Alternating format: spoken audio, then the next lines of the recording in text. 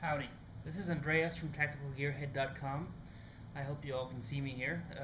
I'm down here on the floor in my basement doing an experiment. I'm comparing two pairs of hiking shoes today. My favorite pair is the Northface Gore-Tex hiking shoe. This is my benchmark because I wear this most of the time. It's a low-cut pair of breathable waterproof shoes. Has Vibram sole, very comfortable, lasted forever so far. The competitor is a boot I've tried out previously, and I have made a review of that before.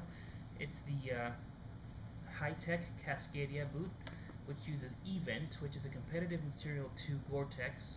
I guess it's probably the same thing more or less, but one special thing about Gore-Tex is the way that they seam seal the things, and Gore-Tex certifies that. I don't know anything about E-Vent, so we're going to see how it works. What I'm leaning over here is a container with about an inch worth of water in it. Now what we're going to do is we're going to see how well both of these shoes stand, me standing in here wearing them for about 30 seconds.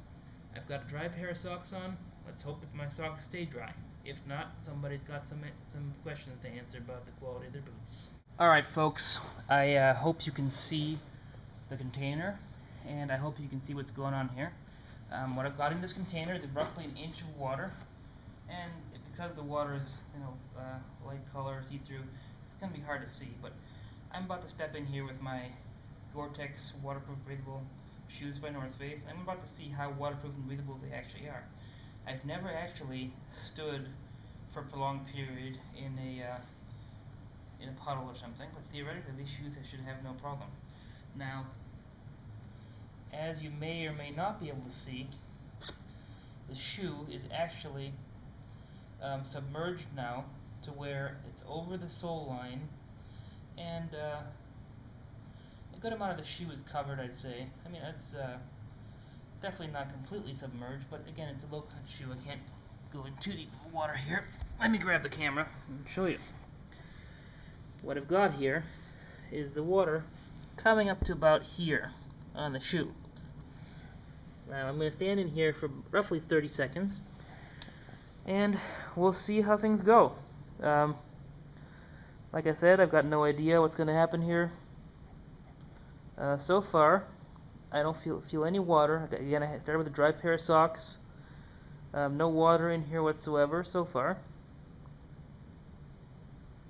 It is cool though. I used the garden hose to fill the water, so I do feel a little bit of cold temperature coming in, but I don't feel any water yet. Okay, well, I guess that's been a good 30 seconds, so let's get out of the puddle here. Gonna drag water all over my basement floor here. It's probably not too good of an idea, but we'll see. Okay, gonna take those shoes off, and let's have a feel inside of here. Now I'm feeling around all around the inside of the shoe, and these are bone dry. There's not a single drop of moisture in here. So definitely the Gore-Tex has stood the test. So now let's compare that with the E-Vent. Let's see how the E-Vent fares. Alright folks, through the magic of editing, I've spared you the boredom of watching me put on these boots from Hi-Tec, the Hi-Tec Cascadia. I'm about to step into the puddle here.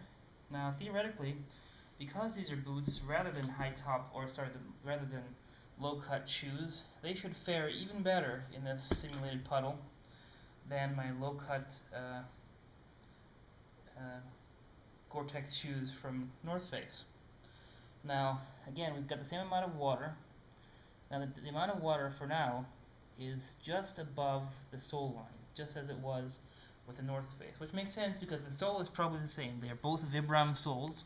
Now the question is, how well are these boots waterproofed around the seams? And the seams are right about where the sole meets the bottom of the shoe. So I'm going to stand in here for about another 30 seconds and see how well we do. So far, I don't feel any water coming into the shoe. We're bone dry at this point. And let's slosh around a little bit in here. We are wearing boots, so theoretically they should be just fine.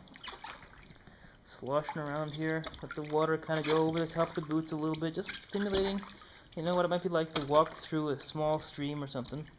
Again, these boots are supposed to be waterproof, so we'll see how that goes. Again, no water has gone over the top of the boot, so we should be good to go. Alright, now I'm going to go ahead and pause the video while I take them off, spare you the boredom of having to watch me take them off, and then I'll take a look at what the inside looks like. Alright folks, well, the verdict is in.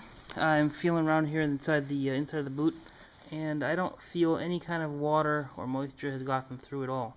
Now again, this was only 30 seconds in a simulated puddle or small stream, but I think it's a decent comparison. So as far as waterproofness goes, I have to say it seems like the event does a good job.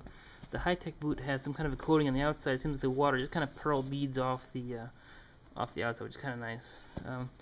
Now the tongue here is only waterproofed till about here, but I think that's a good amount of depth. So this kind of a shoe would be probably ideal for hiking, where you might encounter some water, or even snow. I wore these in the winter, and they're quite warm, good enough for snow use. I would recommend these boots, and they really held up well. Thank you.